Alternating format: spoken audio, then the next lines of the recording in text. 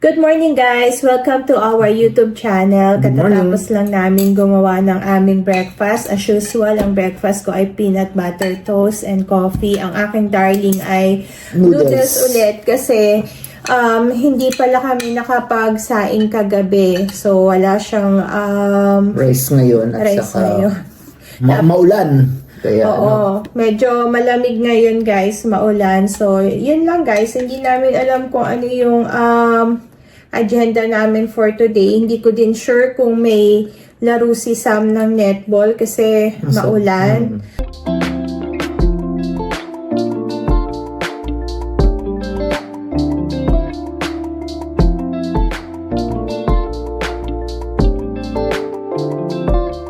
Oo, tapos siguro bababa ako as usual ng lower hat para bumili ng hahanap ako ng bala ko kasi bake sushi ngayong lunch. Susubukan. Siguro tuna ang gagawin ko. Nagsaing na ako ng yung sushi rice, tapos tuna. Bibili ako ng tuna, tapos hahanap ako nung sinasabi nung kaibigan namin na nilalagay. Yung parang seaweed. Oo, parang seaweed na So, ayun guys, titignan ko kung makakahanap ako noon. Tapos parang nainggit din ako kahapon doon sa pinanood namin kagabi. Kay Richard Gomez. Oo, ni darling na sinigang na beef, na baka. So, tignan ko kung makakabili ako ng baka. Masarap yung niluto na Richard Gomez. Masarap and save. At saka titignan ko kung meron dong taro. So, yun, baka yun ang dinner namin. Actually, nakapamili na ako ng dinner namin. Not dinner, yung food namin for the week. Kaso nga lang, parang natakam kami dun sa niluto kagabi ni Richard Gomez na sinigang na baka. Kaya parang, tas ngayon, sakto, maulan, malamig. Kaya parang masarap sabaw. So, tignan ko guys, kung makakabili ako noon, tas tignan din natin kung successful yung sushi. Oo, yun. Tas balitaan namin kayo mamaya. So, see you later! Kain! Good morning guys! So, pababa ako ng lower hat. Maghahanap ako ng ingredients para sa bake sushi. Si Mark ay hindi ko kasama dahil may game pa din daw si Sam kahit umuulan. Tuloy pa rin ang kanilang laro ng netball. So siya ang kasama ni Sam. Tapos ako ay maghahanap na ng ingredients ng pang-bake sushi para pag uwi nila ay makakakain na kami ng lunch. Tapos titignan ko kung meron din akong mabibiling beef for sinigang. Hindi ko pala na-check kung meron pa kaming sinigang mix. Tawagan ko muna pala yung aking darling. Nandito pa ako sa harap ng bahay namin, kaso tinatamad na akong bumaba kasi umuulan at medyo malamig guys, 7 degrees sa labas. So tawagan ko muna ang aking darling para mapacheck ko kung merong sinigang mix. Tapos hindi nag-ring. So, yun guys. Tapos, tignan ko kung ano pang magiging agenda namin for today. Saglit lang. Darling, pwede pa check kung meron pa tayong sinigang mix? Sinigang mix?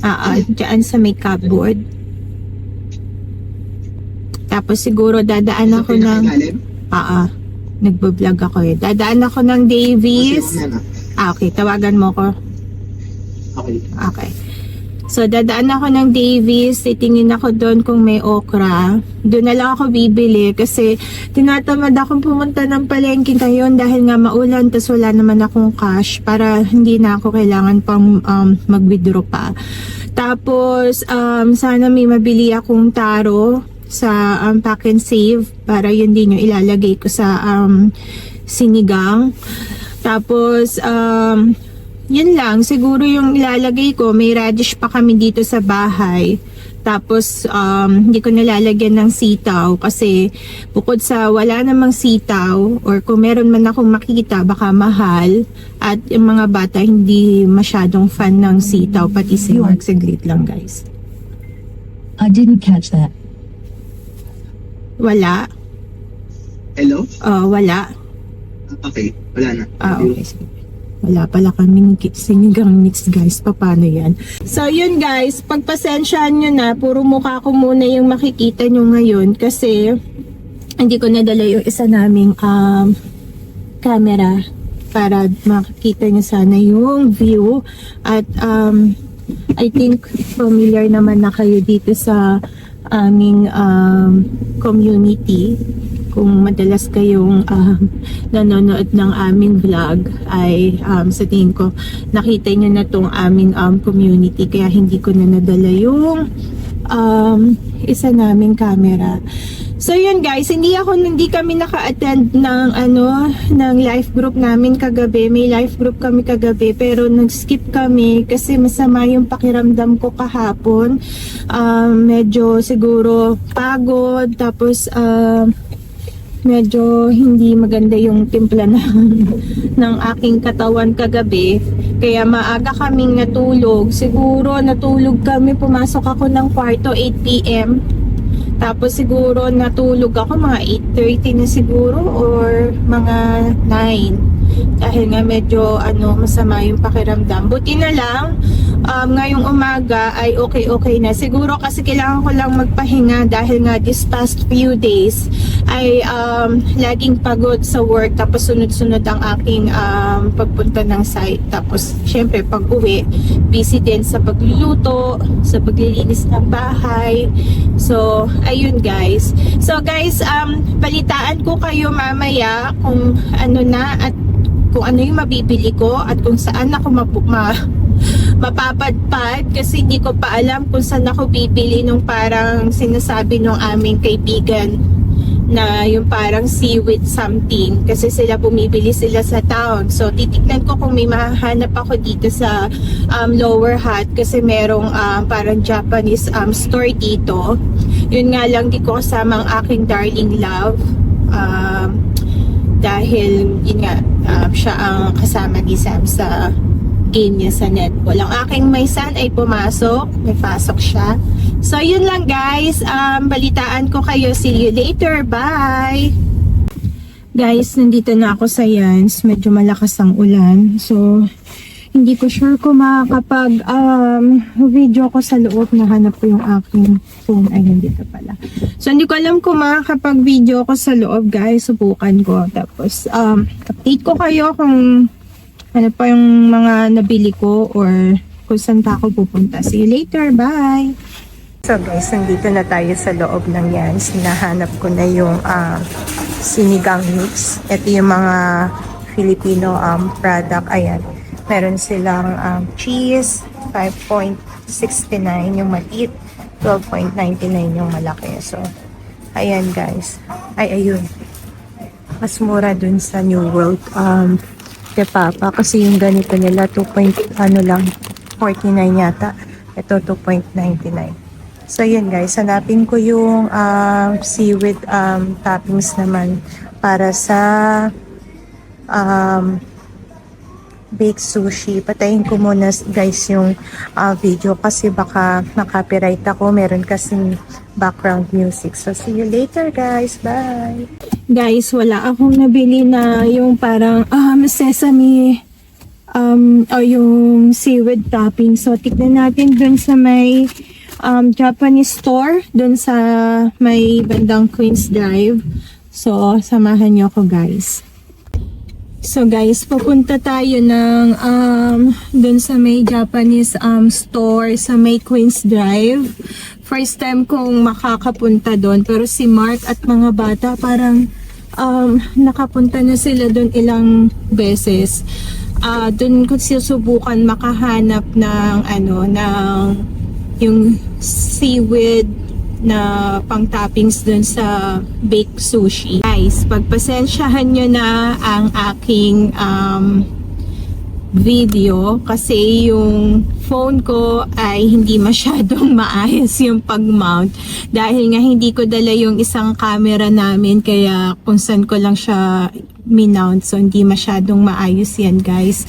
Tapos hindi ko pa kasama yung aking darling love, kaya wala akong tulong mag-ayos ng pag-mount ng phone. So, ayun guys, kanina medyo malakas ang ulan nung bago ako bumaba ng Yans. Ngayon, wala na. So, mukhang tuloy nga ang laro ng mga bata ni Sam. So, minsan naman kasi kahit umaambon, tuloy pa rin ang kanilang netball. Kaya kanina tinawagan ko si Mark, sinabi ko na magdala ng extra damit si Sam. Baka kasi umulan doon, mabasa siya. At least makapagpalit siya ng damit bago makauwi ng bahay. So, ayun guys, sana makahanap ako ng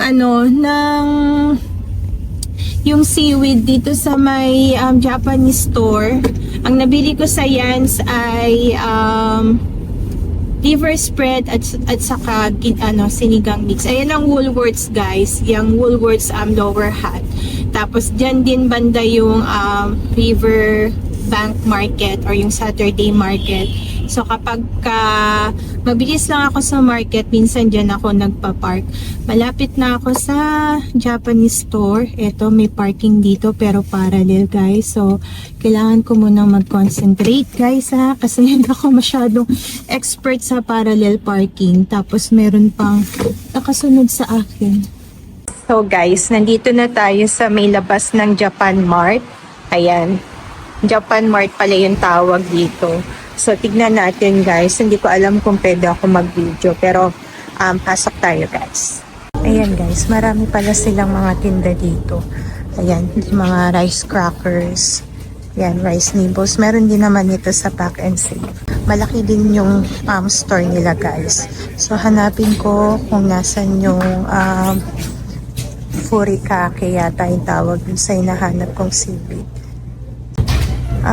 Nandito yung wasabi, wasabi paste. Ito. $3 yung isa. Mas mura dito. Dun sa kanina, 3 point something yata yun. So, ayan guys. Hanapin natin kung nasan yung furikake. Parang wala dito. Meron na ako nito Kailangan daw nito. Pero meron na ako niyan. Guys, nandito na tayo sa may seaweed section. Ang dami palang klase ng furikake na seasoning. Ito yung nakita ko. Ayan. Ito yung hinahanap ko furikake rice seasoning. Kaso medyo mahal siya. 9.10 yung isang ganito. Itatry pa lang naman namin. So siguro hanap ako ng medyo mura. Hindi ko sure kung kapareho lang yan itong mga nakikita ko dito na sa packet. Pero tignan natin. Ito. Meron dito, ayan furikake. Siguro ito na lang yung bibilin ko. Mas mura, 4.10. Kasi itatry pa lang naman namin kung okay. Saka ko bibili nung yung nasa bottle na 9.10. Kasi baka mamaya hindi naman magustuhan ng aking mga alaga. So sayang naman. So tingin lang ako siguro kung anong flavor guys. So ayan. 4.10. Marami siyang flavor na mapagpipilian. So, ayan guys. Tignan ko muna guys Hanap muna ako. Nandito naman yung mga drinks nila. Ayan ang dami nilang flavor ng mogu-mogu. Paborito ng aking mga anak. 1.5 yung isa. Meron silang peach, lychee. Ito naman common tong mga to. Meron yan sa Pack and Save. Pero yung iba like yung coconut, yung passion fruit, yung apple, wala niyan. Ibang flavor na yan sa Pack and Save. So, eto, nandito pala ang dami. May ganito din sila. Ano bang tawag yan? Sparkling water. 3.5 yung isang piraso. So, hindi ko alam kung nakita na to ng mga anak ko dati. So, ayan. Meron din sila ditong mga jelly. Ayan. Ito parang mura. Hindi. Kasi ano pala to? Yung 2.5 is yung nandun lang yung sa ilalim. Ito is 9.90. So, yun lang guys. Yung mga jelly nila. Nandito naman yung mga chocolate nila. Ayan yun yung almond. Yun yung naalala ko na binibili namin sa SM Makati dati. Pero yung isa lang yung... ito yun. Ito yung nakikita ko. yung binibili namin ni Darling Love sa SM nung nasa Pinas pa kami, 9.60 dito. So, medyo pricey. So, yan, macadamia 8.30. Ayan, marami siya ding klase ng chocolate, guys. So, ayan. Ayan pa yung iba. Ayan, guys. So, 4.70 yan. Hindi ko alam kung ano yan. Parang cookies yata. So, yun lang, guys. Yung mga tinda dito. Ayan. Guys, nandito na ako sa car. Hindi na ako nakapag video nung nagbayad ako. Kasi bigla akong naalala na hindi pala ako nakapag tawag dito, bayad dun sa parking, yung meter parking, and alala ko baka biglang may dumating na magche-check, matikitan ako, kaya dali-dali ako umalis, nagbayad. So, ayun guys, nakabili naman ako nung hinahanap ko. Nakabili ako nung furikari yata ang tawag doon. Tapos nakabili ako nung pickled ginger, mura siya, pati yung wasabi paste. So pakita ko na lang sa inyo mamaya kung ano yung mga pinamili ko sa Yans, pati dito sa Japan Mart. Maganda naman din yung Japan Mart, guys. So, wala nga lang yung hinahanap kong yung parang hindi ko alam kung talagang biscuit yung tawag doon, pero yung puka, yun yung binibili ko dati nung nasa Pinas din ako. So madalas yun yung pinabibili ko dati kay Mark nung mag-boyfriend and girlfriend pa kami. Wala dito, hinahanap ko para siyang Hello Panda, pero ang pangalan niya is parang puka yata yung tawag doon. So, yan guys, naku, kinabahan talaga ako. Buti na lang talaga ay walang nag-check. Kung hindi ay matitikitan ako. Kasi nga, bigla akong umalis, diba? Tapos, nung nandun na ako, medyo matagal-tagal na akong nakaikot. Bigla akong naalala, hindi pala ako nakapagbayad ng parking dun sa meter parking. Kaya bigla akong nagmadaling lumabas. Tapos, ayun, buti na lang wala. Kundi matitikitan ako. Hindi ko alam kung magkano din yun. So, yun lang guys. Pupunta ako ng Pack and Save Petoni. Titignan ko kung meron akong mabibili dong beef. Tapos punta rin ako ng Davis. Doon ako bibili ng okra para sa beef sinigang, kung makakabili ako ng beef mamaya. So, see you later guys. Bye! A few moments later. Guys, kararating ko lang ng bahay.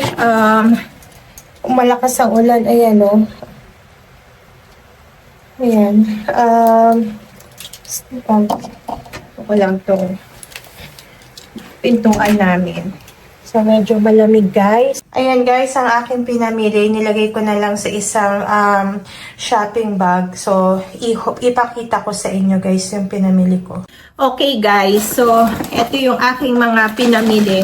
Ito yung binili ko sa Davis. Ito yung frozen okra. Tapos, ito bumili ako nito, ano ba tawag dito? Seaweed sa Pack and Save. Ito yung binili ko sa Pack and Save para sa aming bake. Sushi. Ito yung binili ko sa Japan Mart. Yung nakalimutan ko yung tawag. Something, letter F. Nakalimutan ko guys. Pasensya na. Tapos, bumili na rin ako ulit ng QP. Meron pa kami nito. Kaso nakita ko naka-sale. So, bumili na rin ako. Ito yung binili ko sa Japan Mart. Ito yung pickled ginger. Ito furikare. Furikare yata ito. Nakalimutan ko. Kung tama yung aking remember.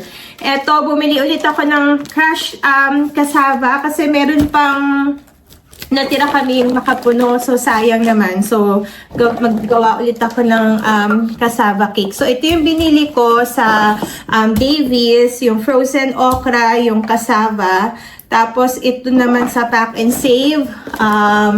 Condensed milk. Tawag ito, coconut milk. Condensed milk. Yan, dalawa para sa cassava. Bumili ako ng tuna, smoke flavor tuna para dun sa baked sushi. Eto din pala, bumili ako sa Davis nito kasi konti lang yung kailangan ko eh. So, ito na lang binili ko para hindi naman masayang yung kalahati pag bumili ako ng isang one can. Tapos, ito yung binili ko, wasabi paste sa Japan Mart. So, itong tatlong to, yung binili ko sa Japan Mart. Tapos, ito yung beef brisket, yung binili ko para pang sinigang mamaya. Tapos, bumili lang ako ng potato and taro. Ito yung taro. Ito yung gabi namin dito sa ginagamit namin pang sigang. So, malaki siya. So, hatiin ko na lang siya. Yung kalahati, ika-crush ko.